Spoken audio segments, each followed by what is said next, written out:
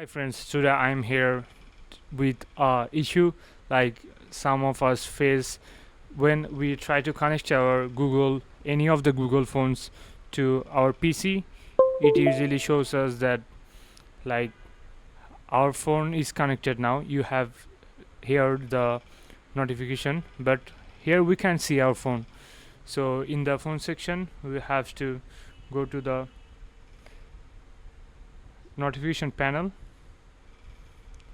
and here we have to select charging device by USB. From here you have to select USB used for file transfer. After selecting this, like, you have heard another notification sound, but still we are not seeing our device here. What is the issue? The issue is here. Like, go to the Windows icon and tap on the right side of your mouse, go to device manager. From here you can see Android devices. Here select Google Nexus ADB interface and go to driver, then update driver, and here select browse my computer for drivers, and from here go to the let me pick from a list of available drivers on computer. Here you can actually change how your phone will actually work.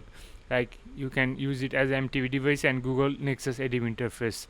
Like, if you select Google Nexus ADB interface, it will still show you your phone is connected, but you cannot access the folders, so you have to go for MTB use device and select next.